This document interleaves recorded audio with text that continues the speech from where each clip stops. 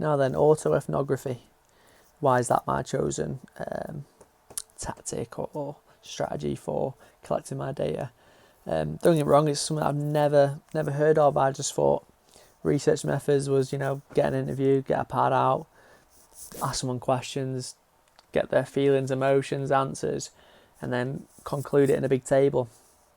But this, for me, it's just way more exciting. It really is. It's just provides more for me, I think. Don't get me wrong, I was a bit sceptical at first because I thought, at first I did think it was just bullshit because anybody could lie in a story. In fact, that's what stories are. Most people make them up. But I feel like in a story as well, once you really get writing about it, it really helps with sort of emotional recall on certain things you might miss out on an interview.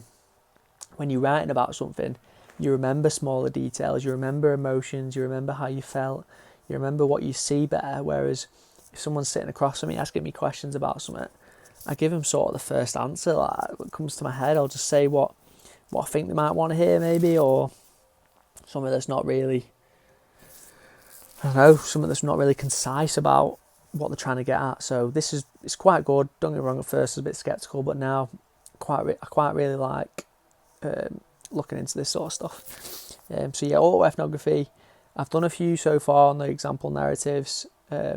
Really helps with putting yourself in that situation again, and once you've thought about it in your head, you're almost rereading it over and over, and then you start to notice things a bit like maybe at the time you thought it was fine, but once you read you doing it, it's like, what the fuck was I doing? Like, why would I think to do that? It's probably so obvious that I was acting unauthentically that it's quite a bit embarrassing.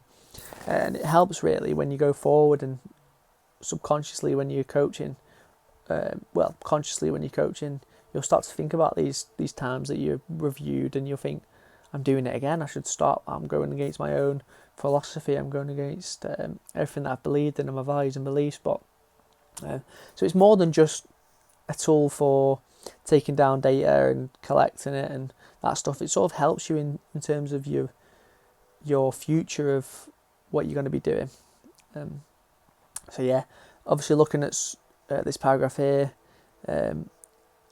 quite a few of the examples that you've sent me, John, the ones I've read through, are quite critically evaluated in terms of how they go over them, but it's almost like you'll never get what you get out of an autoethnography that you would. So you never get out of an interview or a, let's say, questionnaire or something that you would out of this, because you do think strange, so hard to say this, but you do think strange thoughts sometimes in your head when you're coaching or something like that.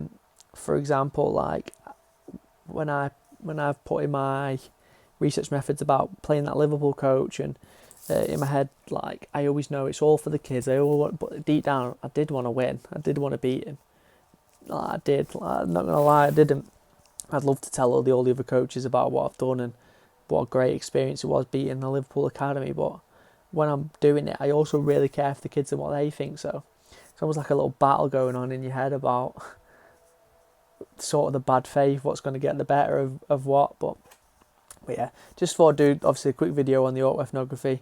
Don't get me wrong, still really trying to dig into more, trying to get deep into it, and trying to figure out how to better maybe conclude or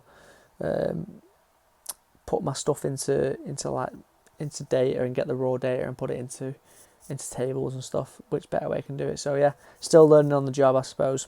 But yeah, quite enjoy it at the moment.